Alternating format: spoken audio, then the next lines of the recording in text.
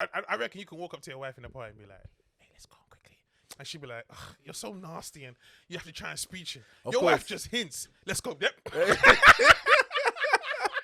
You could be in the middle of whatever. You could be just about to get knighted by the queen.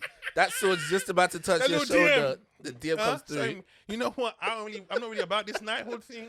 Not that I rethink it or the colonizing and Bro, all you know what I'm saying? Like, I'm gonna have to fall man can't back. really be down with the empire.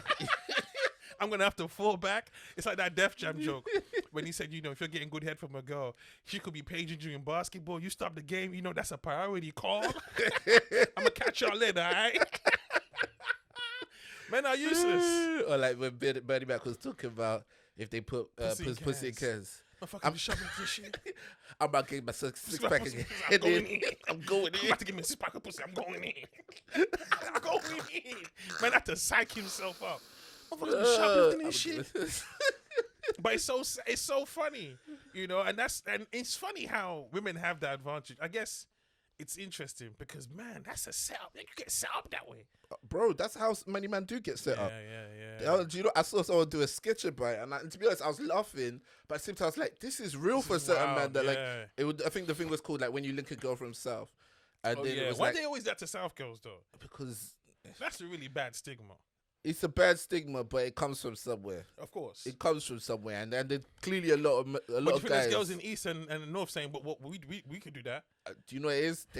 We can do it like the South them. Girls in South getting upset. We set men up. Do you know what, there was a couple of high profile cases. There was one at the end of my road.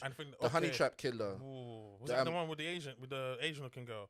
The one that made TV where Boyega played. Yes. That was wild. Yeah. That was at the end of my road, and I was like, I didn't even know. That was a good reenactment. Bruh. Do you know what I'm saying? So like, I know the real thing. Right. So I know the real thing was left.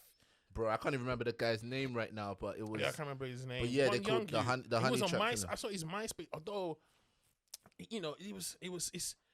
I realized, kids. Yeah. First of all, kids shouldn't be dating. Of course. They don't actually have the mindset to process rejection and heartbreak and failure of a relationship. You know, I just realized now that we start recording. What? So I said I should offer you a drink. Do you want a drink? Oh, what you got? I mean, I want to be. I want to go in my house. I want these niggas to run up in my house for the run up in my house for the we juice. Get a drink when we started the recording though. Man. I know, but it's the boys' quarters. So at this point, I'm not really pretending for nobody that we're on some high level. You meant it's the boys' quarters. At this point, I'm not pretending like I have to give you drinks. I was like, you're just gonna let them try. No. I genuinely forgot and turned on the recording. But now I remembered. I was like, we fly by the seat of our pants anyway, so I might as well just offer you. Do you want a drink?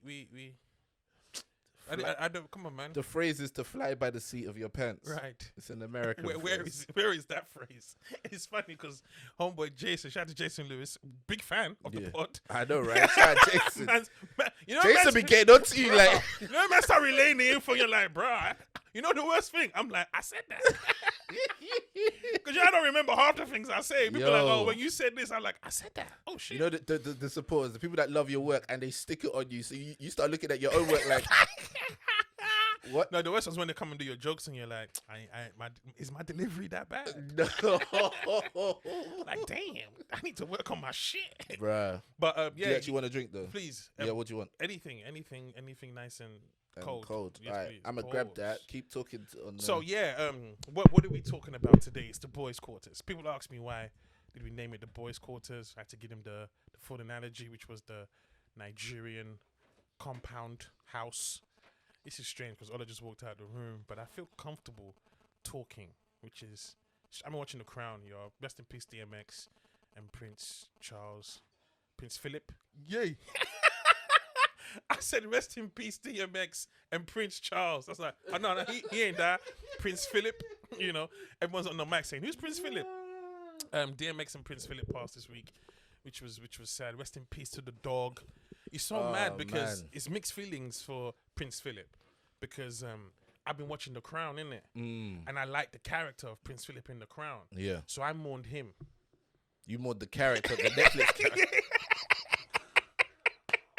I watched The Crown after the announcement, right? Oh man, I said I mourned for the Netflix character. Yeah, the one that died, I felt someone's passed. Hey, rest in peace, OG. But I mourned the actual character. That's mad. But the maddest thing is, what if they bring someone else into play? They bring it light skin. The funny thing, light skin Uncle Phil. The funny thing, it's The Crown is 4 seasons at the moment. Yeah. But the first 2 seasons was Philip and the Queen. Yeah. But they age, right? Yeah. So the next 2 seasons they changed them. So it was Claire Foy who was the Queen. Now it's Olivia Colman. The same with Philip. There was a former actor and a new one. Yeah. When they did the switch, I didn't know they did the switch. I'm watching The Crown and I see these 2 strangers in my show. I had to pause. I called my sister. What's going on? She said, "Oh yeah, they changed." I said, "They changed who?" I done spent 2 weeks getting attached to these people. I don't want to see anyone else. I said 2 weeks, So I went on Facebook saying, "How did everyone cope?" A lot of responses, a lot of support. Wow. Yeah, that we had the same issue. Wow. But she said to me, "Philip is amazing." So I said, "All right, I'm gonna give him a chance." Lo and behold, he was amazing. So I had to mourn. But I'm watching The Crown after they announced that Prince Philip had passed away, and I was watching it thinking, "Man, I know how he dies." Like only in episode 3. So what you said, BBC gave you a spoiler alert. Nah. I was like, I'm watching when Philip came. I was like, yo, you died today, bruv. No way. I said BBC gave him a spoiler alert. They spoiled the rest of the season for me. Like, oh man, they had their time for real. Oh. But it's so funny because do you know how funny that is, bro? I know. And that's my. But you know how messed up that is as well. Yeah, of course. But why do you think I'm writing this material? Oh. But the minute I said to myself, I mourned the TV character, I laughed because it's like that's just rude. That's bad. But what I also learned was because Prince Philip and what he represents is so complex. Yeah. You can't be wrong. Even though people are very insensitive online. It's so funny because The Crown softened the blow.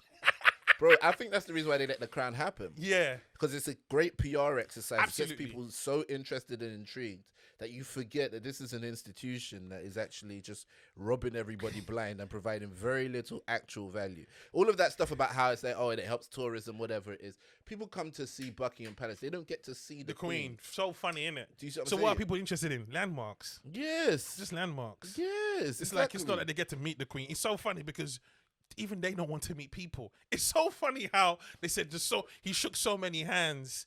He got they said he had to have wrist surgery. Oh, for real? That's what they said. He shook so many hands, he had to have wrist surgery. And I was like, that's fair enough. Do you know he should have called up that man and said, "Have you been injured on the job?" You might be entitled to compensation. And people were like trying to frown on that. And I was like, think about it, yeah. He's shaking so many hands in his lifetime. You combine out the amount of times he had to knock one off. That's a lot of wrist action. What, you saying Prince Philip didn't knock one off? Do you know what, yeah? Come on, man. Do you know what, yeah? First of all, I knew it was coming, and that's what upset me the most. I was like, this guy's not going to take this to masturbation. That's the only place I could take it. And second of all, do you reckon he used the £20 note and just looked at a younger version of his wife? You took it too far. Nah, I didn't. Hey, listen, I didn't have that in my heart. I didn't see that coming. That's disgusting because, bro. I was like, when she was young, she could get it. I jerk off to money for different reasons. She could get it. That's cold, bro. That's cold, man. Why? It's his own wife. Fair enough, but there's pictures around the house, surely. Man, take the stamp and be licking the back of it. You're disgusting. See, now you can't even stop. But what if you got? What if the Queen wasn't his choice of note? Bro, you're nah. Don't even go there, bro. Who's on the dollar bill? No, man's like, it's all about the Benjamins, baby. What you want to do? You know that what's his name? Jermaine Dupri's favorite line, "All I'm about is the dollar bill." Yeah. He said that in damn near every rap. Bro, come on, man. Someone could have died. My homie shot, and all he was about was the dollar bill.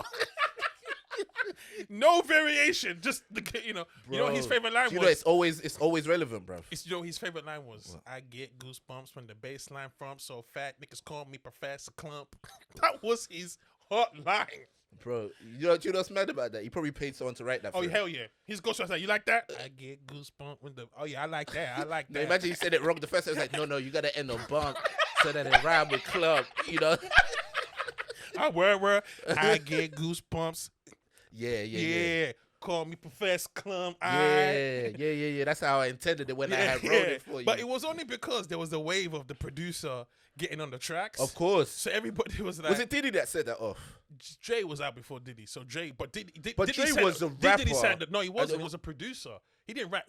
Ice Cube wrote all his raps. I mean, okay, but... He was a producer always. What was he doing a World Class Wrecking Crew? DJ mixing. Okay. It's just that when NWA, they're like, come on, rap, because he could flow. Okay. Remember, Eazy couldn't rap. Yeah, I remember. I remember Eazy. It's like, just jump on. And because he was actually living that life, and they it was were like, charisma. Yeah. He had the charisma to sell it. Dre also, can I get a hell yeah? He was just like, yeah. And he was Dr. Dre, you know, so it was respected. Diddy brought the wave of actually take your artist's food. and all up in the videos. Dancing. Like, Diddy's outselling his label mates. Bro. Like Jay-Z said, he sold 7 million records. I saw, what's it called? A picture. I don't know if it's still on the timeline right here. But it was literally like, yeah, this is it. It's right here. Bro, look at that. It says Diddy Dirty Money. It's got a picture of Diddy and it's got a picture of all of the people he signed. I think that's harsh, though. Come, bro. How Black Rob one. How many people make it away from Diddy in good shape? Huh? That's it. How many people make it away from? I mean, to be honest, I'm not the first person to say this. Mary J, fine, but she wasn't really. But she wasn't. Yeah, just when he was at Arista, right? Yeah, and she wasn't his artist. She was signed to MCA. She was signed to MCA. So she had So you know what I'm saying? And it just so happens that's the first one that comes to your mind. It's like she's still doing Mary. Yeah. Is that how she got the steps, bro? Park's an animal, man. No, how? Okay, first of all, yeah, we need to get to how you know this much about Park. Because when you told me Lisa Left Eye got hit as well, bro, you know the man. Like, it's not that I actually went looking for this. It's just because Park is such a myth in a sense. Yeah, where people just want to tell stories. Like there's always when you jump on YouTube. If you jump on a YouTube channel, I'm gonna start listening to some Park music because everybody just pays attention. And so I just started seeing all these stories. So I saw the Left Eye story first, and I thought, okay, that's plausible. Yeah. But the first time I heard the Mary story, I was like, nah, I'm not gonna, because I love Mary J. Blige, and she's not, I just want to respectfully. But 4 or 5 people just came, and the last person that broke it down, you're like, damn, Park is vile. Park was vile, man. I was about to lead into the Park quote, but we might as well. We're here. But the Park quote actually comes from this week. A brother was. I watched a film called Two Distant Strangers. I told you and Jay to watch it in the group. You should check it out. It's a short film on Netflix. It is about police brutality and black people. You know the maddest thing? I'm telling you now. We write a good enough synopsis about some kind of black pain, you're getting greenlit, bro. It's almost like you go into the studios. There's a story about this black guy who falls in love with his wife, and they start a family, but because of his extended family's issues with religion, they're unable to progress. And Does he get shot by police? Oh no. There's no police. It's just little internal struggles. Yeah. What about the KKK? Do they just kind of burst in on Sunday and just kill everybody? No. That doesn't happen. It actually ends with them reconciling and understanding that there's love in our community. What about a knife crime? Can we get someone to get stabbed just to, And bro, it's like we can't tell it's a joke, but bro, this is really real, bro. This is real. It's like we can't come from a place of just ourselves. And do you know what? Like, I feel like it's something we've been saying for a while about how black stories are always told in relation to whiteness. Yes. So it's always about, okay, so you're black, but what does black mean without white people? Right. It's always got to do something with like some oppression, some pain, some like institutional racism. There's always something like that. And I think sometimes we don't even have a narrative for what happens when things are going normal or when things are going well. No, there isn't that. There was a narrative with Black America when they had Best Man and House Party and Friday. And what was the racial struggle in Friday? To be honest, they were just they were just on their block. There was some small commentary, like either like that just general kind of like they don't care about what's going on in the hood kind of. Did they say that on Friday? No, that was Boys in the Hood. That was And fine. they don't know. Don't show. Don't care what's going on in the hood. Yeah. And they spoke about gentrification. Yeah. So it was more from an angle. So Friday was just It was just literally your doorstep. He got fired. They had me stealing boxes. They sent me on spot. You got the crackhead, you got Miss Parker, you got the pastor, you got the mum. Okay, you've got what goes on in the hood. Fair play. Do you know what? The biggest That's a struggle. fair Do you know what point. the biggest struggle for them was? The kid kicking over their bins. Who would have thought that black people that grew up in a ghetto-ass neighborhood are concerned with the bins being kicked over? So that was clearly a thing that bothered people in the hood, that these kids that be kicking your bins over. And they made it a real prominent struggle. You know what? Fair play to Friday again. Fair then, play. because we forget how much we just need stories. I mean, even when you just look back at some Did of your the camera just say fuck it? bro, this is what I'm saying. Hey, don't worry, Anyway, people. it's Back back now. next week. Oh, we back to HD. Go ahead. But yo, you know, this is why, you know, when you look back at some of these sitcoms and so on, and like the black era of nostalgia, I think the reason why we have so much nostalgia, but it's partly because of our age, we grew up on it, but also because these were times where, you know, it almost seemed like we were starting to take control of our own narrative. Absolutely. And it's like now it's almost like we're stuck in a mindset. Not just the films now. Everybody. We're in such a mindset of black pain. Yes. And the ability, we can't do anything about it. So now we've forgotten the moments of our lives that actually are more important than this. Yeah. This is just a struggle we face. Yeah. You know what I'm saying? But I don't want us to lose where you were going, because you were talking about So I was talking the about Two part Distant where- Exchanges, which yeah. was a short film. Which when my brother told me to watch it and I saw it, I said, "Come on, man, you know I'm not doing this no more." He said, "Nah, check it, trust me." So I'm watching the film. It gets to the part where I'm like, "Bro, I told you I don't want to see this shit." Yeah. But essentially, it's about a young black kid. And I don't want to do no spoilers, but it's whatever. Who wakes up? It's like Groundhog's Day. I think it's a trap verse. Is that what they call it? A trap verse? Where you're stuck in a trap verse of just your life repeating. And like with all the films that follow that narrative, like, you know, Groundhog's Day, you got to figure out why you keep repeating the same day. In Groundhog Day, his issue was his lack of. Have you seen Groundhog Day? Yeah, he was just a bit of a mean guy, right? Wasn't he? Right, and he didn't respect the town. Yeah. So it's like me coming to your little chess club festival, but I have to report on it. Bro, my bad. chess club Right, first of festival. all, since Queen's Gambit, you are the G. When Queen's Gambit came out, I was like, these chess people were getting that chess pussy. But shout out to everybody that hit me up and tried to challenge me on chess.com. Wicked! Bro, people going in the DMs like, yo, this is my chess.com username. Let's go. You remember the chess team? Well, show me then, innit? Men's are calling your whole card, boy. Bro. So yeah. So he's trying to figure out, you know, in Groundhog Day, he has to appreciate the town, and then he gets caught out. And then the moment he gets to appreciate it, and now he falls in love, he doesn't want to leave, innit? In this one, this guy's trying to get back home to his dog. Yeah. Wakes up every day, wakes up all the time with this beautiful girl who he just picked up one night stand, and he's about to leave, trying to get home to his dog, and he gets killed by the police every single time. And he has to try and figure out how he can get home to his dog. And it had that scene where him and the white guy try and talk about it. That's when I stood up and said, I'm about to pee on my laptop if this is the way the game ends. But it doesn't end that way. It takes a different twist. But what you learn at the end is he just says, there's nothing I can do. This guy just wants to kill me. Mad. And that was my God bless you. It's like he's trapped. Yeah. Which led to the Tupac line in the song Only God Can Judge Me, which is one of the main songs that turned me on to Pac. Yeah, it really made me say, let me listen to this guy as an artist, because the words were so potent. But he says, no more hesitation, each and every black male's trapped, and they wonder why we're suicidal, running around strapped. Mr. Police, please try to see there's a million motherfuckers dressing just like me. Only God can judge me. Only God can judge me. Only God. Can you see that line there? Only He even God says can it, judge Mr. me. Police. Yeah. Please try and see. He's even trying to reason with this guy. Try and understand there's a million of us stressing like this. So you got to pull that. You got to ease how you pull the trigger. And then funny enough, this week, Start the quote from the beginning as well. he said, no more hesitation. No more hesitation. Each and every black male's trapped. And that guy was trapped in this same dream. And you know the maddest thing? Every time he tried to do something different, he'd wake up and get shot. And every time he woke up, it was a different emotion. Frustration, disappointment, anger, tears, begging. What do I do? And we've seen all of these instances.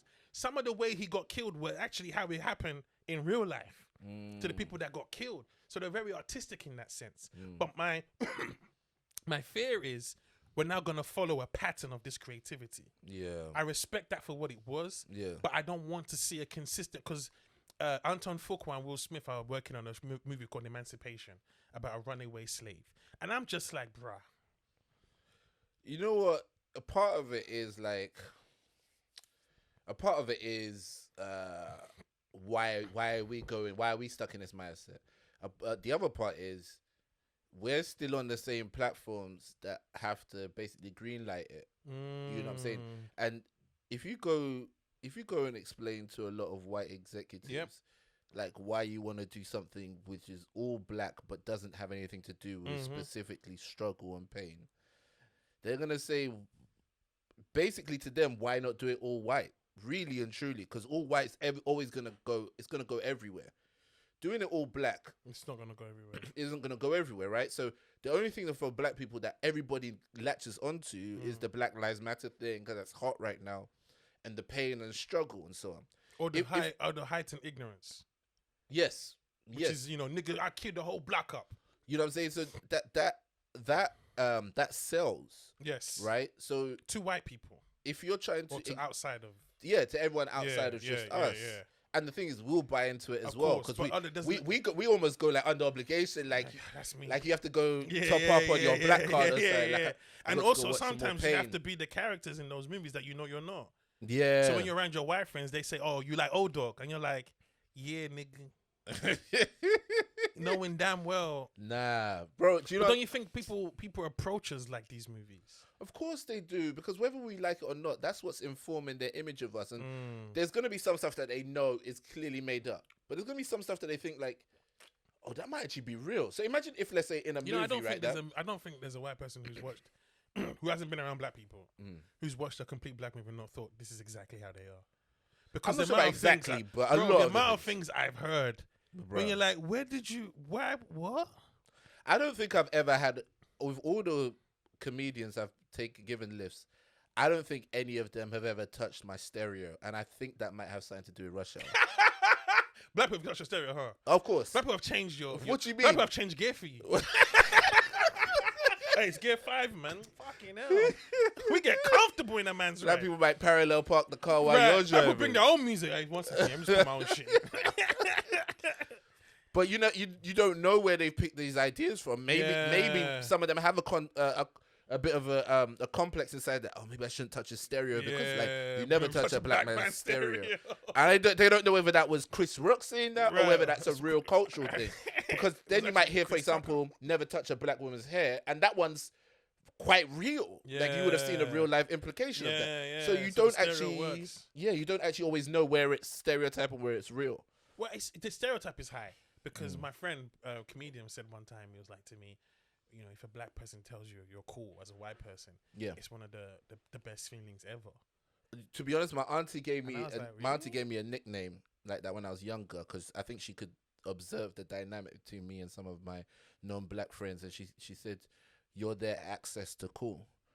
Access to cool, and I liked that as a bit of a nickname. God rest her soul. But like, access to cool was like, it's deeper now, isn't it? It is deeper now. It's way deeper now, because now it's not just a matter of like, that's cool, you represent what's cool, but it's like you're actually a pathway to cool. So like being around you is gonna give me some secondhand cool points. But it's like, even when you think about it, like, do you know how many times there was one time actually I got introduced in Dubai, and I swear to you, in my intro, she said cool maybe like, No, it wasn't even my intro, actually. It was when I come off and she was introing the next act. She must have said cool like 8 times, bro. And saying 8 times doesn't sound wild. But when you try and work that into like a normal sentence, 8 times is a lot to say the word cool. It's like, that was so cool. Isn't he just so cool? Oh my goodness, so cool. So cool on stage. Oh, give it up for him. How cool was that, guys? Like, literally. And I was there with Carl Donnelly, and he turned to me because he was waiting to go on stage. He turned to me like to make a face like, what's going on? I should just come on a sign. So they love so much, and I was like, yeah, this is it. This is like my thing for when I'm interacting with a lot of white people. It's like, oh, he's cool, and that sometimes that's my demeanor on stage, but sometimes it's like that's an access to something that's, I don't know how to describe it, but whatever white people ascribe to cool, like that, whatever they've done with Shaft in the 70s and what they do with like rappers today, and so where these guys are cool, that's the role we play, right? So then how do we get that? Who is cool? It's never the person who's doing well or getting along in life. It's never like the dad who has a 401k, has his pension sorted, and just looks like he's not a cool dad. The cool dad is the one that He's got 3 baby mothers and runs the country. the one that wears sneakers and likes to be, with the kids smoking blunts and blah blah blah. He's like, oh, that's a cool dad right there. Oh, he cool. So that's how we consistently, in the pursuit of cool, what seems like a compliment is actually our own prison, because we do a whole bunch of stuff to stay cool, which is actually against our own interests, right? It's cool. It might be cool to bang a bunch of girls, but is that really what's going to help you grow, help the community grow, help your family be settled or whatever? For that, I mean, it hasn't hindered it. this guy, bro. I mean, I know But what I'm saying is that cool is but a handcuff. The thing is, for me, it's funny because when white people say you're cool, it can be misleading in the sense where I remember I said a joke about black people when you go to your little Christmas work do, don't dance. Because white people will gas you to believing you belong on Soul Train, right? And then you bring don't dance. You bring those basic moves back to the black part, and everyone's like, "You're right, bro." And then now you feel like your friends lied to you. Yeah. Because I tell you one thing, I've said, so many black people have told me, bro, when I'm dancing at the white Christmas parties, and they're like, "Oh my God, you're so amazing." Bro. They look at them like this, bruh. Bro, they had me doing choreography in secondary school. Like, this guy's really Usher. Right. I had a move where everyone took off their shoes at the end, like Usher did one of those videos. And you thought you were dope, bro. I was like, these guys don't know. Yeah. But if I was in a No, you wouldn't do that, bro. What do you mean? You wouldn't do that. First of all, you have to be certified cool. This is it. Amongst black people, you have to be certified cool. That doesn't just come because you took your shoes off. But cool comes in many ways. Because I told you when I was in secondary school, I sang Joyful Joyful at the school assembly. Now, I'm Funmbi, okay? You have to understand. I'm a cool dude, okay? It's just there. But to sing Joyful Joyful in the school assembly in front of the man them, that was next level. Because I was sitting there thinking, I'm going to get robbed after this. On principle. Guys got to rub you on That's principle, on neighborhood. bro. That's on neighborhood.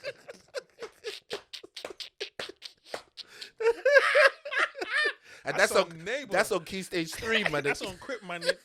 That's on everything. Bro, and when I listen back to the last episode when I said, that's on Crip, I burst out laughing. Yeah, that's on Crip. Because it's funny, innit? That's so funny. I don't know why that's that on neighborhood. So I was like, rah. I'm singing, but they appreciate it. Because I think the man them knew. When I say the man them, in a school full of guys, it's 4 people that have got the whole school shook of being themselves. Yeah. You know how many goofy people are in a clique? Yeah. But because there's 3 men that they're trying to impress, they don't let that goofy side out. You understand? But here's the funny thing. Chappelle is one of the goofiest black people you will ever find. Of course. That's what makes him cool. That's what makes him, because he never tries to be anything else. If Dave Chappelle came on, yo, my nigga, what's up, Playboy? All that shit. Be like this, yo, that ain't you, dog. But because he's the way he is, it's so cool to see it. Eddie Murphy cool and Chappelle cool are 2 different cools. Eddie Murphy cool is if I was walking with my girl, I'm putting blinders on her. Because Eddie Murphy about to swoop in with just the devil. But Chappelle, I'm like, nah, I'm kind of confident in my ability. You see what I'm saying? Yeah. It's that Usher versus that writer. Usher's cool. Babyface is cool.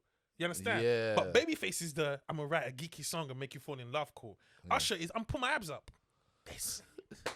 Brother, So it's just this. So that's why when white people don't understand, that's why when a white person's just themselves, but he's around man them, but he's himself. Yeah. He becomes automatically cool. Of course. Because he's not trying to be no one else. And that's the best thing when it comes to white guys like who are around black people or white people in general who are around black people.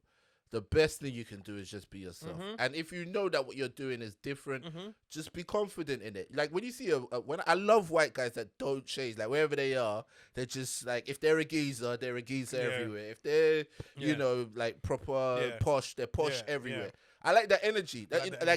What's his name? Ivo Graham. Wherever I see that guy, he's who he is. He's posh, whatever it is. Every time I speak to Ivo, I think to myself, I know he's on. He probably own my cousins at some point, but I like this kid. Ivo's still spending dividends off the slave chain right now, bro. This thing here, he's such a cool dude. Yeah. Such a nice dude. Yeah. He's one. When they say you've met a middle class white boy, that's when I knew I've met a middle class white boy.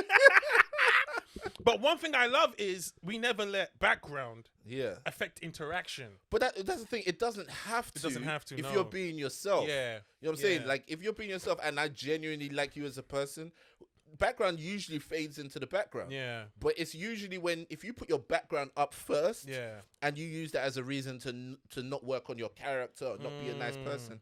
That's when you're like, oh, I can't stand these posh guys. I can't stand these white people. I can't stand these black people. I can't stand these whatever. One of the coolest white people I used to love being around at the comedy store during the Edge was Luke Tolson, man.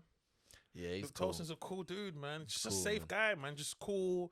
You know, he's funny and he's nice. And again, all these guys are middle class. I won't say middle class, but they're, I didn't realize it's a different world. 100%. You know, no 100%. no cap. That's what the kids are saying today? Yeah, bro. What does it mean, no cap? No lying. No lies. No lies. Oh, The why cap they is say the lie. the cap is a lie? Yeah. And is it a capital or what's the? I don't actually know black the people need to start etymology. discussing. Right, we need to start discussing these slangs For real, and bro. where they came from, For real. how they're used. For And you know real. the worst thing, Let me try and search through it up real time, quick. through time, these things have just. No one ever updates slangs, but everyone seems to be on board. Bro, I've always wondered. I wrote a sketch about it one time, and because I was like, I don't know who distributes this the slang and how we all get the update. To be Yeah. honest, it's not really about the update. We get the emoji update, bro. I think it's basically what happens is someone who's so self-assured keeps saying something until we kind of figure it out by context and we like it, so we start saying it. So like there are times where like how till today I say golly because of Cedric the Entertainer. Golly. You know what I'm saying? So like Golly. exactly. So I just know that if, let's say, for example, You didn't watch Kings of Comedy? yeah, so you didn't. Let's say I become huge tomorrow, and every 2 seconds you hear me say "golly," it will just enter the local discourse. People start saying, You know it what? to You each say other. you become huge. Even when you were saying fresh out the motherland, that shit traveled. Bro. Yeah, it's not about being huge. It's catchy sometimes as well. Yeah, sometimes just catch. Like when I started saying Funmbi and the blood clot, bro, I think I've been saying myself that Funmbi and the blood clot, but people loved it, and I just like, bro, at oh, the no, live show, even, bro. even the word Funmbi, Yeah, people called me Funmbi. I remember thinking to myself, they're literally calling me a name I created in my show. yeah, bro, it's And real, I was- you know. I remember one guy messaged me on Facebook. This was the good old days of comedy, and he was in school. It was year 11, and he was like, "Funmbi, man, all we do in my school is quote your lines." Oh, I couldn't believe it. So all we do in my school is quote your lines. Are you serious? Yeah, So and these they were were- Nigerian kids, British Nigerian kids. okay, So you've given them a voice now, innit?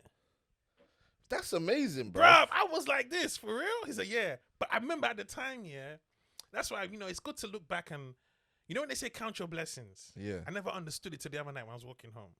It's so easy to focus on negative. Oh, for real. Remember I said to you, the narrative of men being faithful, dead.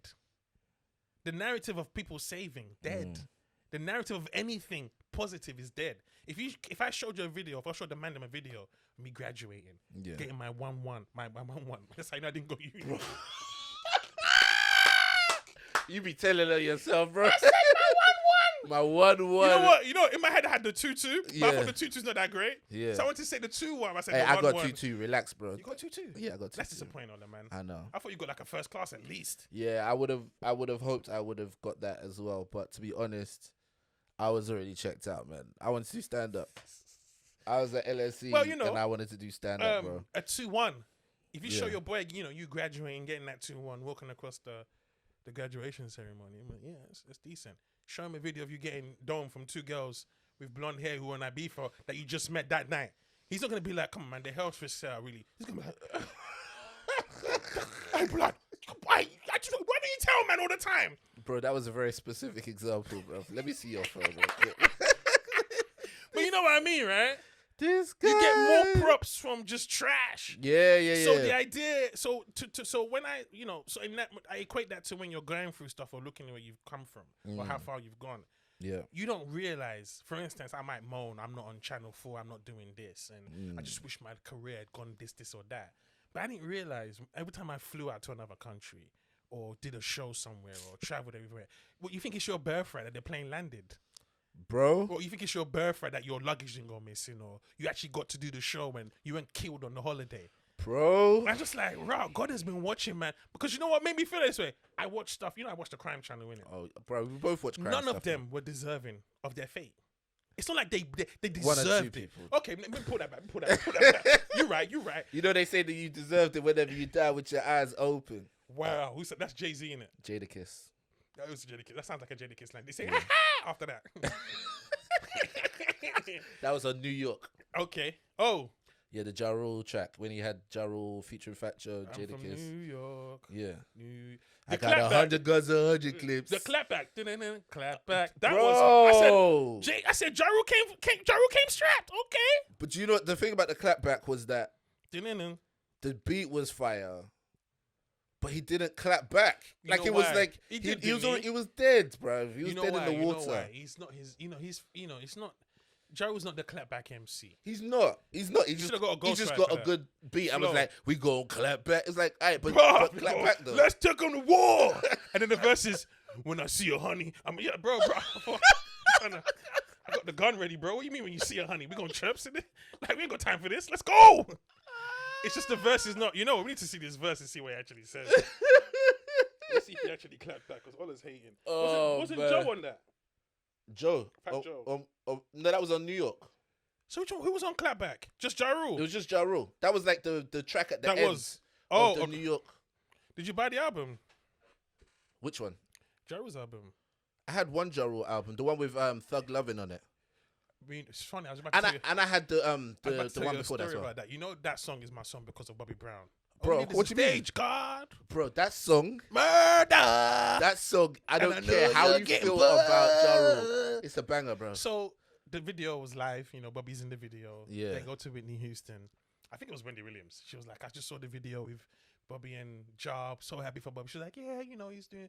She goes, Bobby looked kind of high in the video. Is he on drugs still? That's what she was alluding to. Let's say you're drug. Yeah. But to be honest, his jaw was swinging. Can I finish? He said he looked high in the video. Whitney's clapback was just sensational. She goes, all them niggas in that video, only Bobby look high. I said, you know what? She got a point. If you took over, everybody looked high. Yeah, to be fair. You know what I'm saying? So she was like, why are you trying to single out my husband when you know this is a hip hop video set? Everybody's going to be high. But his jaw was swinging, bro. You know, y'all getting bored. You know the maddest thing? Bobby was more, I think he said he didn't do cocaine until he met Whitney, but that's what Shaka Khan said. Livid. Shaka Khan said that Whitney was the party girl. She got Bobby into coke and so on. Ja said he was more ecstasy pills. He said that was his thing. That Bobby was on X. No, Ja, he. Ja's on X. Ja was that makes sense though. So he liked ecstasy pills. That was because for those rappers, especially if you're having a lot of sex and so on. You think they had a lot of sex though? I think so. I mean, he was married, but I think that they were doing a lot of sex. So what is that? Do you think? I've heard that sex on ecstasy. There could be a faithful rapper. I'm sure there is one. No, there isn't. I'm sure there's one. Who? Even Lecrae, the Christian. Even Reverend Running ain't faithful in these streets. Reverend. To be honest, if you're Reverend side chick, you ain't got no shame. You reserve your seat in hell. Snoop cheated. Todd Smith. You can't even say Snoop cheated. So are you saying Snoop's been in an open marriage okay, what about Todd Smith? The pastor? Oh,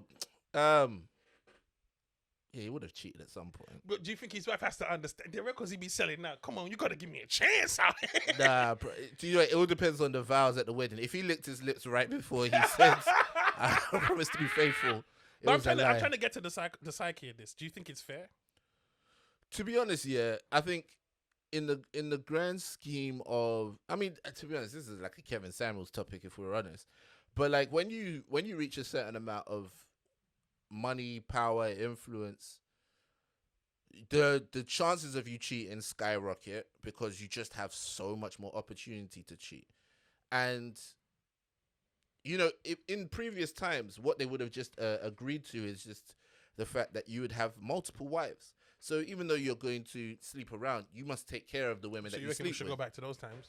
No, I'm saying that, look, what we've got is that we've taken away multiple wives, but we're kind of still living the same instincts, the same lifestyle is still there. Yeah. So what you've actually got is guys who are trying to pretend to be monogamous, who've never truly mastered their sex drive. And But you know what? That's hard, man. You know it takes to master your comedy career. They say 10,000 hours. bro, If you master your sex drive for 10,000 hours, what you gonna be doing? the idea is, bro, you're supposed to be doing that from when your adolescence kicks in to when you get married. You're supposed to be constantly turning down opportunities to chase sex. That's what it was supposed to be. So you're supposed to master it before you get married. I just don't know, man. You really think God created all these people just for you to sleep with one? Yeah. Yeah, I don't think so. Yeah, I think I'd like to pull him up on that. to be honest, Because if he did, why would he make 3 versions of just amazing looking people? 3 versions of amazing looking people. I worded that wrong. What I'm saying is, I don't know what I'm trying to say. I mean, maybe You just try to say you try to bang around, bro. No. I get around, Not round even and that. round. Not even that. Banging around is not appealing. It's not. I mean, it's not. That's what- do you know what it is? That's what It's brothers say when they you know turn the maddest 40, thing? bro. You know the maddest thing? It's not the banging around that's appealing. More of time, it's just the look of it. Because the truth is this: when you see a music video, it's the best of the best in terms of personality, hairdo, shoes, persons, everything. These are all beautiful people. But you don't consider emotions, trauma. You don't consider that. That same girl who's looking hot in the video, when they say cut, she's a human being. Of course. And you might hit that night. Doesn't mean she just disappears now into the stratosphere. You could get her pregnant. She could turn out crazy. She could be following you around the set. Now she goes from being beautiful to becoming an issue. Yep. And same with a 100%. man. You understand? I agree with so you. The truth is, and when I've been watching Fatal Attraction, 99.58% of all the murders was because of love triangles. Of course, bro. They don't work. Bro, I'm trying to tell you, that's why I believe God did design it that way.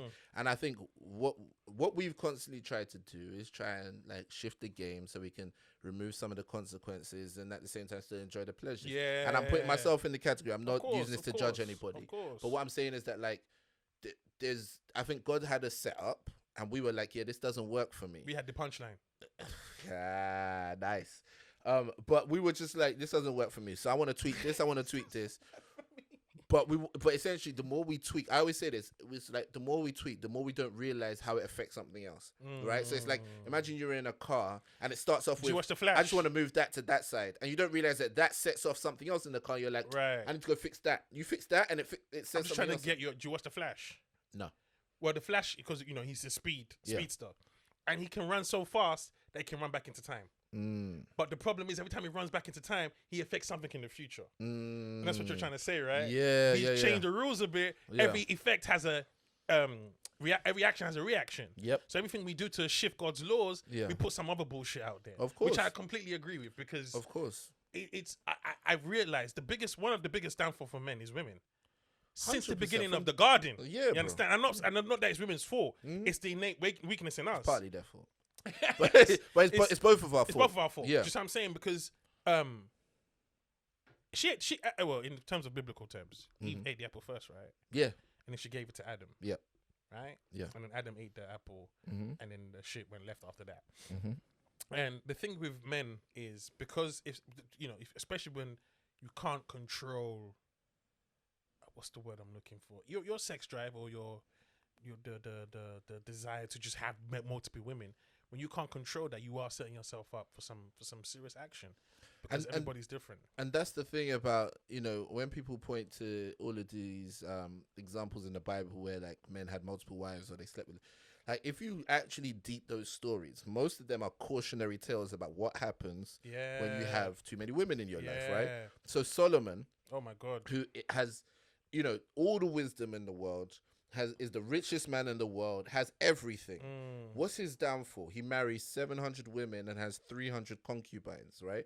So he's already got 700 wives. He's got 300 sex slaves. Like, if he's going to sleep with one a day, he's got at least 3 his years. dad? David. Like father. Bro, this is it. And like David, the same thing. Woman. David was because a of man woman. after God's heart. Exactly. But he also, after that, And Bathsheba it was a man booty. and it was also a man that inspired many players today. Bro, this You think is players gather, man? David was the ultimate player. Hey, toast to King David, yo. This was a toast to We're King gonna give it up David. for King David. Now, no, so I heard Solomon was a bad motherfucker. Solomon was a bad motherfucker. But that nigga David? Woo! David lost all because of one I woman. know. Solomon lost it because of 1,000 women. The whole point is that it's not even specifically to do with the number. Yeah. It's just when you make bad decisions Yeah. about your desire for Yeah. women, it knocks so many. And that's why I said to you, like, your 10,000 hours is supposed to come from the moment you get that that drive. You're supposed to be working on mastering it. Because even in marriage, right, the extent to which your sex drive rules you is the extent to which you're going to constantly battle with cheating or even in a situation with your wife where you're trying to garner her respect. Okay. If she sees you as somebody who's unable to control your sex drive, she's going to use it to control you, whether you like it or not. And I said it here, right here. Look me in the face. I told you. Don't get married and be surprised. See how the camera cut out when I said that. Don't be surprised that I told you this, right? You look at every single sitcom you see and so on. As soon as a guy does something wrong, he gets cut off, right? He gets cut off. You have to go sleep on the couch. Okay. You get kicked out of the bed and whatnot. The only reason why that consistently works is because it's natural, right, for men to need sex. It's a need, and their wife is the one that supplies it, so they have to go back to their wife. And the wife's not supposed to yield that power against him. She's not supposed to withhold it from him as a way to punish him, teach him a lesson, or anything like that. But you do make yourself more susceptible to that abuse if you're constantly at the mercy of it. So if she cuts you off and you say, fine, all right, cool, I don't think you should be doing that, but you skip off into the sun, the next thing she's going to be doing is like, wow, I can't believe this guy isn't really like pressed by this. And funny enough, it'll make her want to have sex with you more.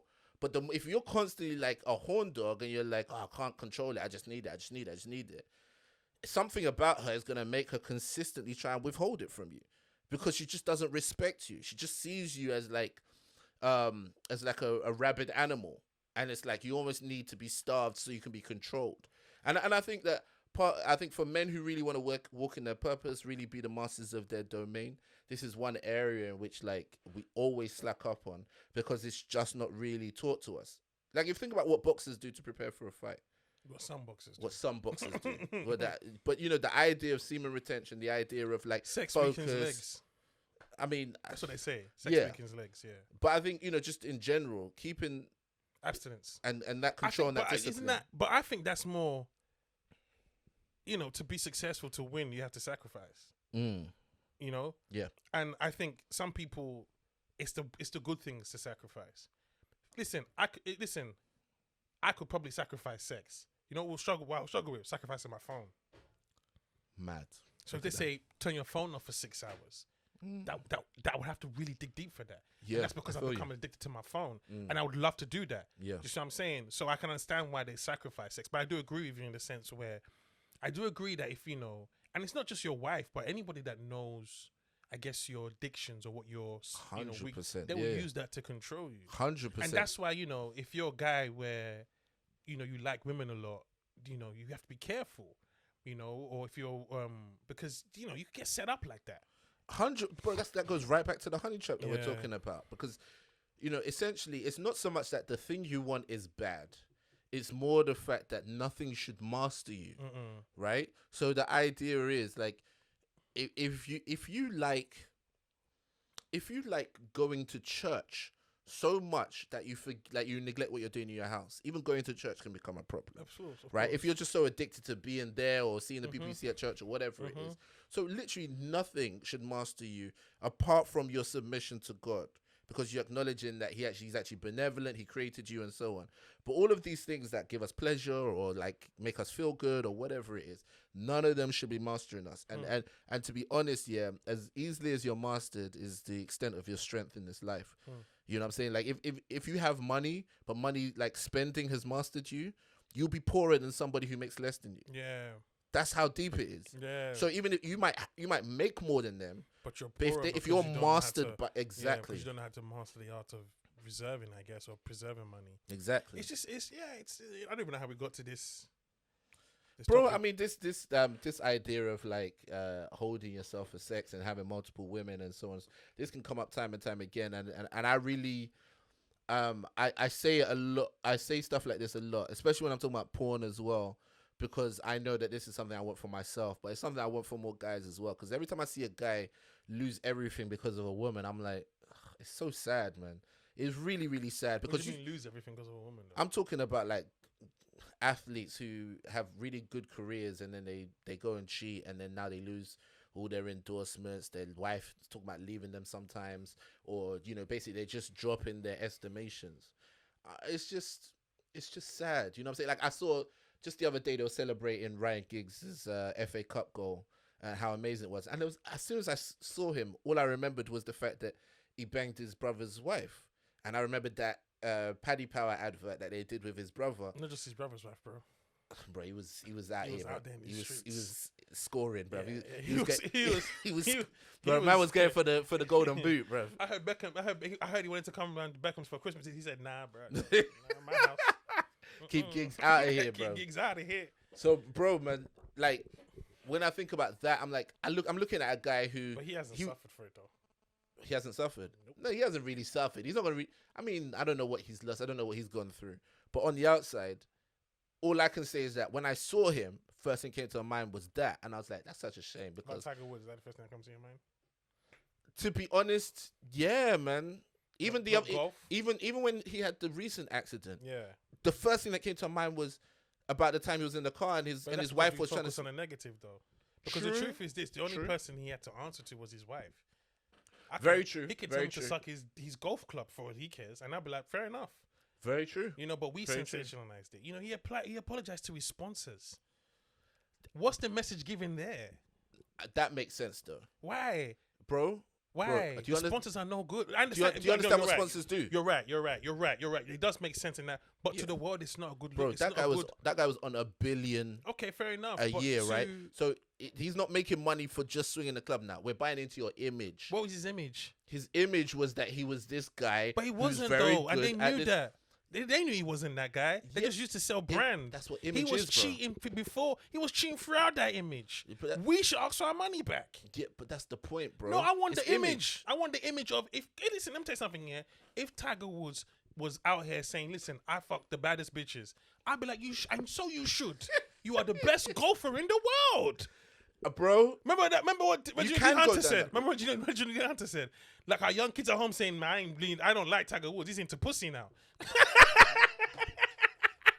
He said, "What kids are at home saying, bun Tiger Woods, man? It's not- He likes women." Bro, Tiger Woods, like, the kids are not upset by Tiger Woods because Tiger Woods doesn't sell to the kids, and no one cares about that. Bro, you have to understand the kind of endorsement deals Tiger Woods had. He had GMC Motors. Bro, he had Accenture. What's that? Accenture is like a top 4 consulting firm, Okay. right? So this is corporate level endorsement, right? So when Accenture paid the ridiculous money they're paying Tiger Woods, they're doing it to establish themselves in the corporate world, right? So what they're buying from you is an image. The image doesn't have to be real, Right. but you have to maintain it.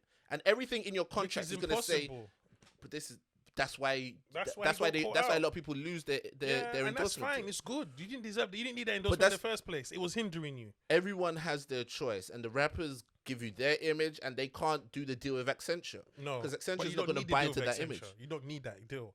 Yeah, The deal's not for you. but the the deal was not for Tiger Woods. The difference between the JD Sports deal and the Accenture deal, though, But that's will just- have that's- certain man doing the But then, clean thing. but then when you now fall from grace and they now embarrass you because Yeah. you can't control your sex drive, you'd ask yourself, was that money even worth it? There was a time at Tiger Woods, I thought he was going to commit suicide because the way they were just going at him from left, right. There was one time, it got so bad, he spat on the grass during the goal. Hey, yo, Ola, I was on Sky Sports. He wasn't even a little. He was one of them. Hey, this is me. I knew he was black. He was one of these ones with the mouth open. Nah. The commentator almost cried. Like he Bruh. defied the holy grail of grass. Bro. Listen, it doesn't get lower than that. Ola, I was dying. But you know when the nigga's broken, you know you're at the end. When you're like, what they body bitches want from a nigga. Somebody let me know. That's what Tiger Woods was Hey, saying. rest in peace. Because he man. missed. Rest in He peace. missed in it. And he just sat there looking like, what these bitches want? And he spat. And they were like, and I just said lost to it, myself, bro. They lost let's it. pray for this brother. When OJ was driving in that white Bronco, you don't think he sat thinking to himself, should have just accepted the nigga card? Bruh. Although he bust case though. He did bust case, but the whole point is his whole image was tarnished, and he's not going to get an endorsement deal after that. So- You know the funny thing? Was his image tarnished? And he I did mean, get endorsement. unless you selling gloves, bro.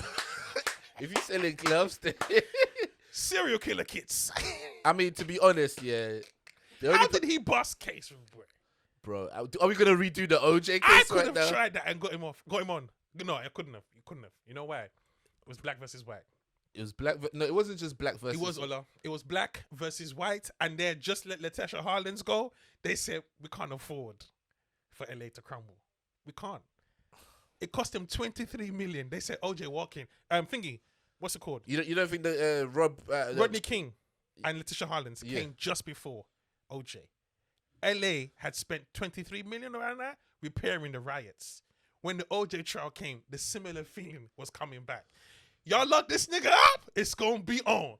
And they were like, we don't want none of that. That's why he walked. So do you think that Johnny and Kardashian guy did anything, or they, or could you have Cochran, Cochran yeah, sensed the time, and he introduced race into the court without introducing race into the court. Just made it a black and white issue. And the Times in LA was so sensitive. But when the jury finished, the brother did this. I said, bro, just wait till you get outside. Wait till you get outside. OJ did this. This nigga gonna get us caught. What are you doing, blood? Bro, Like they just read the verdict and said, okay, the jury is dismissed. Everyone's walking just looks at OJ. I'm like, bro. To anybody who's listening to the audio, he did the Black Power. He did the Black Power, sign, which made me laugh. And said, I was like, bro. But that's why white people thought he was gonna go down. Did you not see their reaction when they heard not guilty? Bro, they took it to heart, bro. The faces were like, what? And you know what? The black people were holding hands in schools. I said, oh, look how mad. You know the worst part? OJ benefited from grace that he didn't even deserve. Bro, that's why he had to go back to jail eventually, bro. He had to go back. He had to go back. Because he benefited from grace he didn't even deserve. He said, I'm not black, I'm OJ. Yeah. But if not for black people, he would have gone to jail. Allah, black man kills white woman in Beverly Hills. Come on, man. How many brothers get to tell that story from TV? From the comfort of their couch. Bro. They tell you that from behind bars and maximum security. I wasn't even the one. I ain't even the one supposed to trigger. They got me here on life. Bro, white woman Why dies. did you do that so well, bro? Why did you do that so well? Yo, a white woman dies, somebody got to go to jail. Bro. So when he walked, I was just like, the system is crazy, Allah. But remember, how can black people be mad? Oh, this is Chappelle. One nigga gets off and everyone's like, we need to look at the justice system. Facts. Remember Big when, facts. and Ola, it's always when we do it. Who was the one that said, if you want America to change their gun laws, black people should all start buying guns? Yeah, 100%. I started laughing my ass off. That's the true, moment though. 10 guns go through, yo, they're coming true. to kill us? It's true, bro. Even Look Paul what Mooney. happened to right around the time. It wasn't Philando Castile. It was it was some other guy. Just right around that time. It was two, like in 2 days. That guy said, "I've got a registered gun in my car," and they still shot him, bro. Imagine that. Man said, "I've got it. Like he declared it. He's got it registered." Still shot him. And they still shot him, bro. Can you imagine? And it's so funny because they always the guy that got shot this week, which I've not paid too much attention to. I'm aware of it, but I'm not gonna jump on the whole hype of it because Daunte Wright, I think his name. Daunte Wright, yes, because of when George Floyd died, I remember putting on my foot. You not need to pace yourself because if you bust this not so early, you won't have anything left for December. Because what I was saying was this is gonna happen again, and now here we are again. A woman mistakenly took out a taser, and this is the thing. I can pass these stories can actually pass for mistakes if white people were getting shot as well, and Asians and Hispanics and Jewish people and everybody else was getting mistakenly shot by police, but no one's getting mistaken. It's always black people. To be fair, I think I don't know if mistakenly, but white people actually do get shot by the police. We just don't have the narrative around it. So I don't know whether they deserved it. I don't know whether it's happening to them but at a lower rate or a higher rate or whatever it is. If white people were getting shot by police in terms of the way black people were, it'd be national news. What? That's the thing. We assume it would be. But why wouldn't it be? Because it's their country. Because I think that would mean real outrage. Of course it would. I think if people knew how much regular white folks get killed by the police, like real change would have to happen. Yes. With us, it can still be like a story, or and we can do a march but that's my protest, thing. and It's it'll go like, back to it. why is it that with us there's a lack of trust or a lack of belief? It's like what's it called? We don't have it. We don't. If you kill a black person in America, or the only problem you have to face Is Jay-Z. Jay-Z, Al Sharpton, and No, whoever not even Al else. Sharpton, Jay-Z. Al Sharpton's not even making it out anymore. I saw him come out the other day. I was like, man, you gotta. Al Sharpton got to put weight back on, bro. you so 92. Even black people are like, oh, they said Al. Bro, Jesse Williams busy.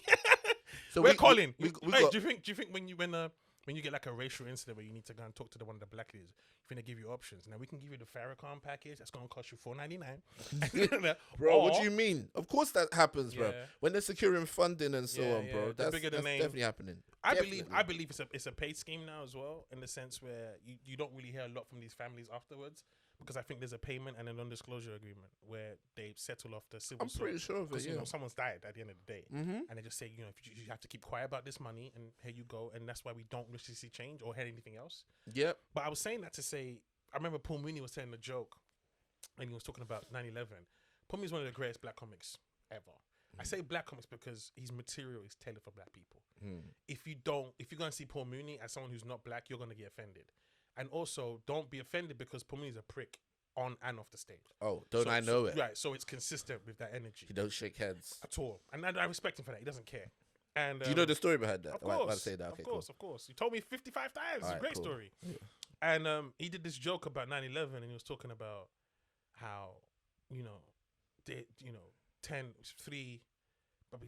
10 Arabs or Muslims come to this country, learning how to fly planes in wherever, in Detroit, and no one bats an eyelid.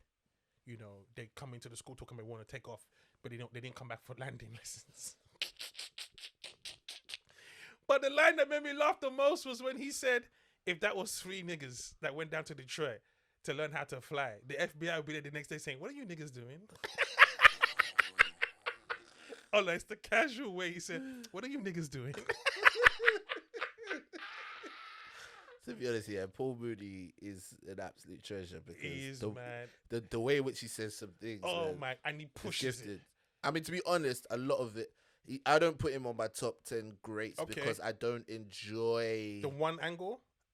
the one angle Okay. that he has, and I don't get to enjoy his material so much. I recognize that he wrote for Pryor, and I recognize that like he has a lot wrote on of the poignant Chappelle things, Show. and he wrote on the Chappelle And Show. we said the Mexican with Brad Pitt. Ain't no Neg- Mexicans in that movie. I was tired. Paul Mooney on movies, Negro Damas. He had some good bits. Yeah, some good bits. And it's not that he's not funny, but it's just the fact that he's not here for you to enjoy it. Neither is Bill Hicks. And that's why I don't enjoy Bill Hicks either. Interesting. You know what I'm saying? Like those are guys that I appreciate, Right. and I It's so respect. funny because I don't enjoy them. Would you ever anybody- get that from a hard day's work and put on Bill Hicks? Yeah, but anybody, no, not if you're trying to laugh. But I'll get back to that. But anybody who's met you, or prior to that, or prior to meeting you, or watching you, if I saw you perform before I met you, I would think, he's been watching that Bill Hicks, George Carlin. Yeah, I used to get that a lot. Trying to be that deep comic. Yeah, I I thought used you to were get that cut from that cloth. I get that. So when you said to me, they don't really still with the funny, I also understood. Then I got to understand a different level of your comedy in the sense where even though you may come across as the guy you actually want people to have a good time, but you don't even come across that way, Ola. Do you know what it is? It's a balance because in the same way that it's like for me I'm watching it like I watch Chappelle or I watch Chris Rock, right? I'm looking at it like I have to learn my trajectory on stage is learning how to put the funny first and also deliver the message, right? Now, what I had previously done in my career was put the message first. And so I would often get this feedback that it's more like you're preaching than you're actually telling jokes up here. And to be honest, I didn't at first see what the problem was. But I think now that I've come to understand comedy for what it is and the power of actually being funny first, now I really respect what those guys are able to do, like Chappelle and Rock.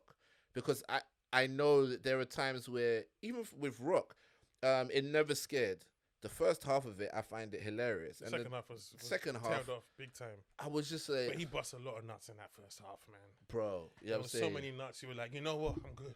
Yeah, I'm good. yeah. For the rest You know of the it, I maddest felt thing? like he was just. You know what? Preaching. I might actually watch it from that last nut to the end, as opposed to start from the beginning, because maybe that's what killed me. Since I've laughed so much, Smack it with a dick. right? Yeah, I've laughed. I didn't. The rest was just not enough, and I'm tired. Yeah. Because, bro, I remember watching Never Scared in the barbershop, Mm. thinking to myself, why are you like this? Why?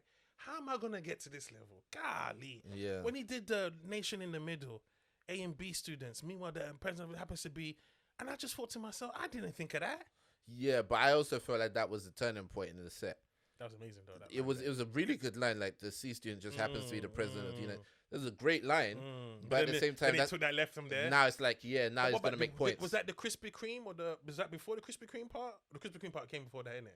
I think so. Because like if Krispy Kreme had crack in it, you'd be like, Yeah. I need something. Was Yeah, and cracky creams. Yeah. Is that your favorite set of Chris Rock? Was in favorite special? Yeah. No. What's your favorite special? Let's see if we have to go to war, bro. Wait. Mhm. I have to qualify this one. I do Okay. have to qualify. Okay. I saw Shoot the Messenger live, and I think the live aspect of it really made me enjoy that set. Okay. Now, I will preface this by saying I don't particularly remember like all the jokes and stuff. Have you seen I it just remember since? that was the best Chris Rock experience I've ever had. Okay. Right? Because you were live. Yes. Now, in terms of actually enjoying the set, DVDs.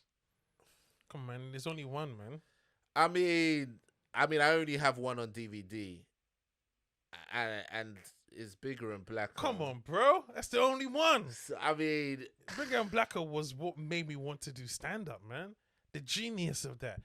Just the opening line. I'm in the elevator in my hotel, a little while ago, and I get in the elevator, and these 3 high school white kids try to get on with me, and I just dove off.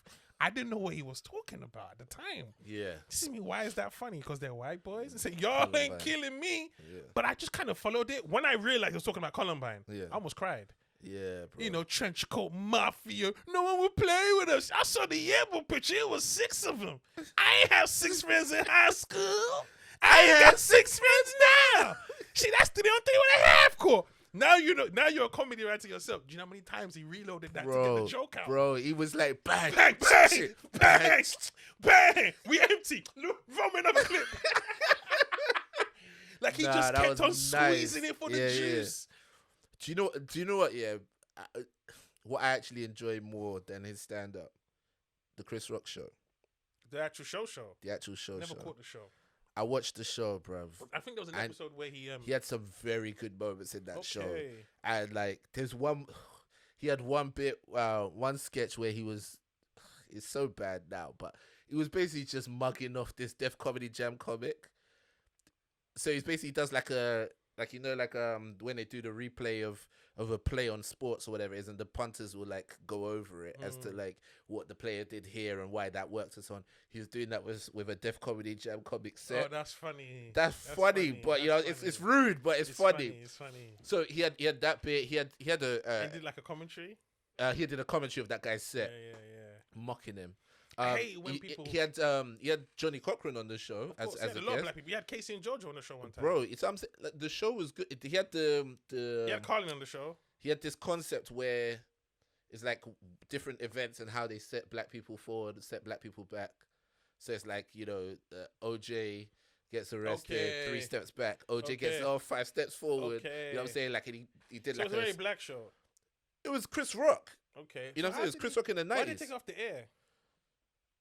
I think I don't know. you Maybe think he ran the course? maybe just did 2 seasons and that was it. Okay. Yeah, maybe it was just like that. Louis C.K. was a writer on it. Lucy K was on it. Oh no, sorry. He had George Carlin on it. He had that woman. How do you know who was on it, but you didn't watch the show?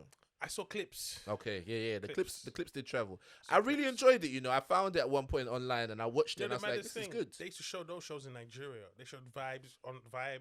They showed Jamie Foxx show in Nigeria. Okay, So in London, you don't get those shows. okay. Like I don't think you got the Jamie Foxx show from terrestrial TV here. No, you wouldn't have got that. And then I think later, like maybe Trouble might have showed it or something. Just like one of these. I got the Richard Pryor show on box set. I didn't understand sketch at first. I'm beginning to really appreciate Key and Peele now because I understand sketch more. Yeah. I don't even think you have to laugh at sketch. If you get the concept and see how they execute it, it's good enough. Yeah, I mean, laugh, that's cool.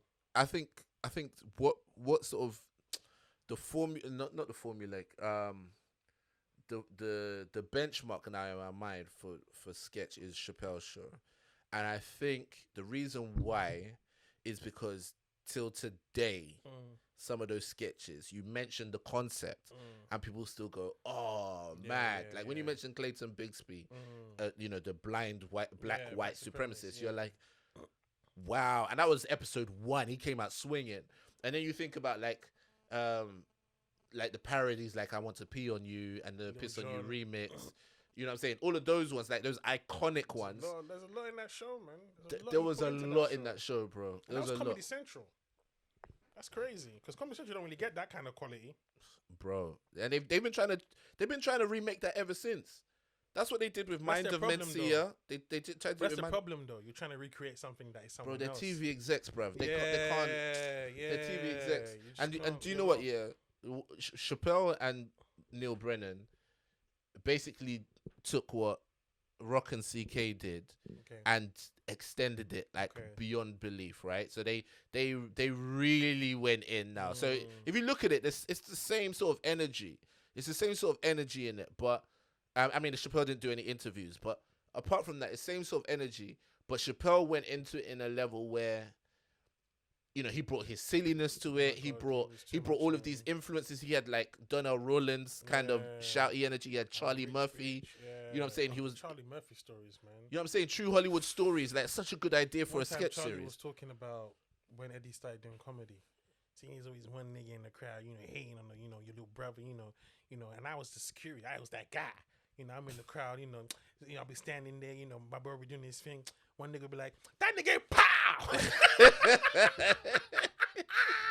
He just knew how to tell a story. For real, man. Hey, rest in peace to Charlie Murphy. Rest in peace to DMX.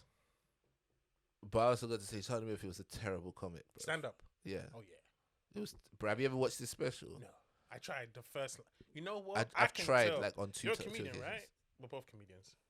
I was gonna ask, can you sense when a comic comes on, you're like, you ain't gonna do it?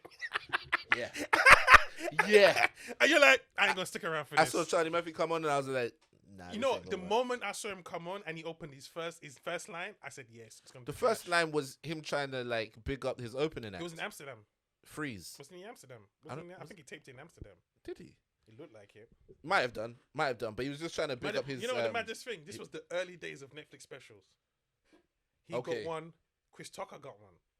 Chris Tucker's Netflix. Charlie Murphy got Netflix special. It was on Netflix. That's what he's. Whoa. You know what? It wasn't branded like that, but it was on Netflix. That special was on Netflix. Okay, they might have showed it on Netflix, but that was not. No. They weren't branded like that before.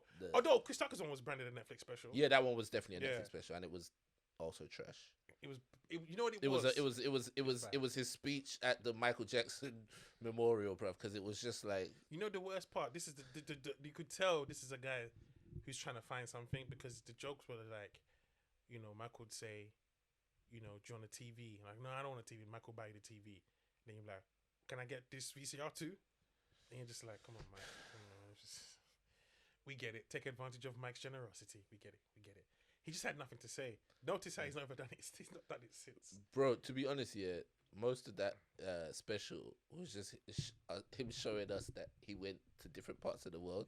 My friend went to see him at the Indigo.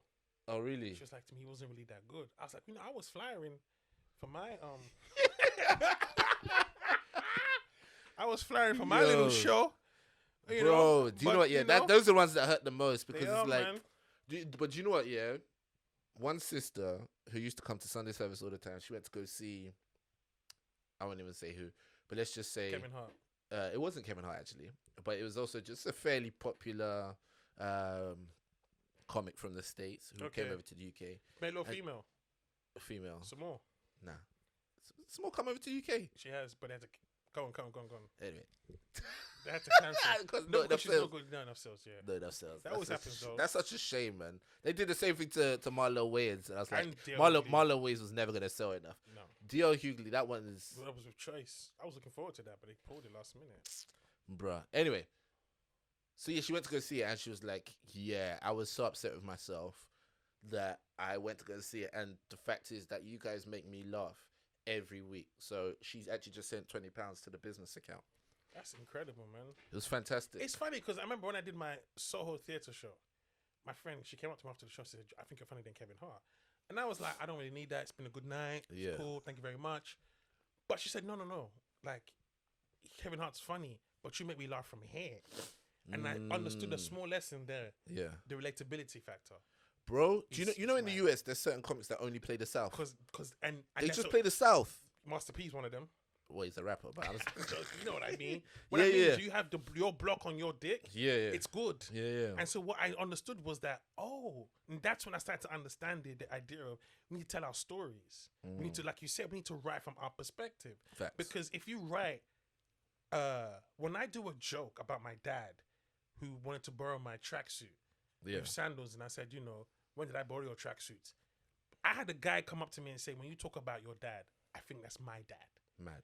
Kevin Hart's never going to bring that to him Yeah. because he doesn't have that experience. Yeah. So you're laughing from a place of privilege and outside looking in most of the time with American comics.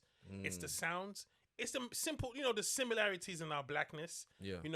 Not taking. I also think there's something in the accent that has Absolutely. a sweet cadence in in our our ear, ears. yeah. Nigga. So even when you hear like English singers sing, they get tempted to go into like that baby, because it's like it's something how it about it sounds. that's Yeah. sweet. Whereas when you're trying to speak English properly with an English accent, it's quite staccato. It's kind of like, you're my baby. Like you'd have to really get in on each syllable.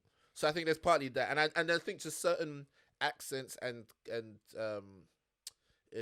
languages lend themselves. So even when you think about the way Yoruba people make each other laugh, Yeah. there's certain elements of Yoruba that really lend themselves well to comedy. Like if you think about when somebody goes, Really boom boom. I was gonna say when somebody says like Cheko Shiani, you know what I'm saying? Like what is that? There's not. I've tried to explain that to a white person before as to why why we do that thing with where it's like Cheko It's Shiani. sarcasm though. It is, but it's like, what's funny about me changing it from chair to sheer? If you don't know, you don't have to know. This is You're it, just and not that's privileged. relatability. Yeah, you're just not in the block party, bro. And I we don't need to- ask you why. I was watching The Crown today. Yeah. This was a funny joke though, but I realized this was white humor. And Prince Charles was telling the joke. You probably did this a couple times, where the setting's always the same. They've got a glass of wine in their hand, and he's dressed in a tuxedo, and there's a arty-farty person all over the place, and a couple women around, and he's the center of attention. And it's the battle of the wits, and he's like, a man went hunting one day, and he shot at a bear, and the bear falls down, and he thinks to himself, got him. As he's walking away, the bear taps him on the shoulder. No one takes a shot at me, and misses and walks away. And so he says to him, so what's going to happen now? He says, two options. You either run or you pull your trousers down and let me have my way with you. So he pulls his trousers down and the bear does his worst. The man goes home, buys a bigger gun, comes back the next day, looks for the bear, finds the bear, shoots him again, thinks he's got him. It's like, got him. But he missed again. Bear taps him on the shoulder. You know what to do. that made me laugh. He was like, you know what to do. The man takes his trousers down. The bear tears him a fresh one. Guy goes back to the village, buys an even bigger gun, a bazooka this time. Goes back to the forest, looking for the bear, finds the bear, lets the bear have it. Big smoke, boom, boom, boom. He's on the floor himself. The bear's hovering over him, looking at him. You're not in it for the hunting, are you? And on that note, we are gonna wrap this pod up. What the And heck the was? thing is, when I was watching, I was thinking, where is this going? But I was enjoying the posh way of telling it. Yeah. But when they got to the, you're not in it for the hunting, are you? I had to laugh because it was the way they would say it. Yeah, You know? 100%. So you're right. That cadence and that Yeah. it offers more to the joke. So if I say to you, "Olori Bumbu," you'll be like this. And Bumbu is not a Nigerian word. It's not a word. But when you're abusing someone's head, Yeah. you can form anything with it. Because it works. Yeah, I'm saying your yeah, head yeah. is formations, bruv. It's onomatopoeia. Basically. It's like your head sounds like book. The exaggeration of the sounds. Yeah. And you're just like, when and you're just like, what? But they're exaggerating what your sound, you know, and so that's why it's funny in that sense. But some people take that as a ignorant type of thing. What does bump mean? It's like, bro, you're missing the. It's like when you go up to Jamaican, they'll be like, something wrong with your hands? Yeah. Or they'll say, well, block wrong with your hand. No, I'm joking. Shout out to all the Jamaicans. I haven't done that Jamaican slur. All right, guys. Before we go, I'm doing Africa versus Jamaica. This guy. Who's in Nigeria versus Jamaica. And people were like to me, you know, I thought you said you weren't, you know, doing those kind of shows no more. And I was like, COVID. No, I'm joking. This pandemic will have you back at the shows. Bro, this pandemic could go. I'm looking for Sunday show. I called that Marvin. Yo, you still doing Sunday show? You a napper? I beg you, yeah, man, then put me in. I might have to call up Kojo. Like, where's Comedy Funhouse happening, man? I'm at Corks. I'm outside Corks right now. Funny you said it. I'm gonna email you about the uni tour we've got coming up. All right. We're gonna do. Hey, bro, bring them boys back, bro. Them boys back uni tour. Okay, I'll let you know. Hey, there should be like a Dem Boys reunion or something. You guys, they should do something. Bring back all those people that were doing the Madness on Amsterdam tours back then. Come and see them now, and bring a childminder so there's a crash. Anyway, guys. Let's wrap this up, guys. You know where to find Funmbi by now. At Fumbert, keep supporting us, man. It's not even at Funmbi. You give wrong handles. At Funmbi, wrong handles.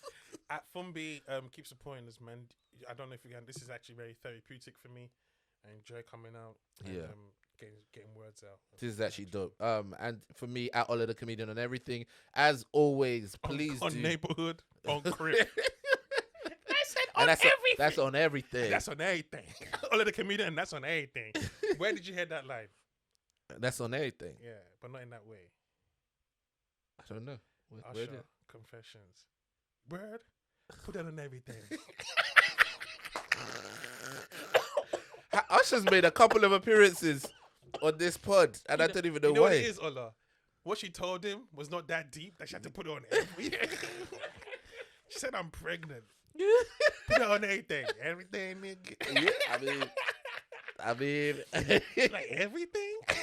And you know what's funny? Usher's actually popped up this week because supposedly he was throwing COVID parties. No, he was throwing money at the strippers, but it was fake money. It had his face on it. So the strippers picked up his money and they were like, "How can I dance all night and you throwing me Usher bucks?" You know what's really disappointing? But what I heard afterwards, after I finished laughing about it, and I was like, "Oh my goodness, this guy is absolutely it's shocking. How can you do that?" I found out afterwards that he was throwing regular money first, and then they did that as like a publicity stunt. So that ruined it. But I did laugh for like a good day. You know what I was about to say, because that really doesn't lend credibility to that song you put out. Girl, I don't mind if you work on the pole, I don't make you a hoe, but you ain't been sending me real money, bro. It's not even that. It's my guy already warned us. Don't leave your girl around me. True player for real. This guy is gonna. You got played. That's all it is. But do you remember that song? He said, "I don't mind if you work on the pole, I don't make you a hoe." You don't know that song? Which one was that one? Remember when that? You know when the Love for Strippers was coming out? So Wack was like, "Just cause she dances, go." Yeah. Then Usher had "Girl, I don't mind." Yeah. If you work on a pole, that don't make you a hoe. And I'm thinking, well, we supposed to be wiping strippers now. Bro, to be honest, that America, they're wild. Many girls just end up stripping for a while anyway. Okay. So there's many like ex-stripper civilians so how come I never out got here. A smart lap dance. We're gonna end it here. And then there if was. You can quote. You know that. You know that song, right? On, my bad. My bad. I know what's up, bro. But yeah, no, the stripper thing is huge there, and also, just a fun fact because we can't seem to get out of this pod. Mike Jones, you know how Mike Jones came up? Get it? Yeah. Mike Jones, you know how he came up? He would approach all the local strippers, find out what their name is, and make a song for them. Wow. With their name in it. So they would dance to it. That's smart. And you know he's going to say Mike Jones in it because that's what he says all the time. Was it a case of, oh yeah, It was like that. So he was always the song would always have her name in it and have Mike Jones in it. Right. So even though if you heard 16, you know all the strippers' names because of the song, but you'd also hear Mike Jones all the time. Genius. And then also, when he put out the song where he was, I think it was Still Tipping, he put his real number out there. Still Tipping. Yeah, that was the name of the song that like actually blew up for him with Paul Wall. Just on putting it. the tipping all the time. The song was called Still Tipping on 4/4s, Okay. Riding off. I think it was on that song that he gives out his number. That was a real number. So people would all call it at the time. It was like a joke thing that like, oh, let's call the actual number he says. Because he didn't start with 555 like they usually do in America when it's a fake number. So people started calling it, and it was actually just set up as a voicemail of him saying, "You just reached Mike Jones. This is Mike Jones." Blah blah blah. And people would leave voicemails for it. Marketing genius. That's how it blew up. Obviously, no longevity, but shout out to Mike Jones. Hopefully, he saved the money though. I hope so. Oh, he's working for a marketing firm. Bro, that guy. There's some low key geniuses in the hood, man. Yeah, no, there are. For real. Earth, man. For real. All right, guys. Hit up the Patreon, patreon.com/olathecomedian. I hope you enjoyed last week's bonus bit. I hope you weren't so upset at the fact that the sound of us eating close to the mic. But yeah, that won't happen again. From time to time, for the patrons, it's gonna get ruined in the boys' quarters, bro. For real, man. For the patrons, you guys gonna get bonus content from time to time. So from £3 a month, you're gonna get access to all of my extra content and extra content from boys' quarters as well. So guys, please make sure you do join the Patreon. I'm trying to get to 25 patrons right now. I think I'm currently on 21. So 4 of you just need to sign up. And then I have to do my challenge, which is to record myself singing the falsetto run from I'll Write a Song for You by Earth, Wind & Fire. Appreciate you guys for the love. Stay blessed. Peace. This nigga going Earth, Wind & Fire.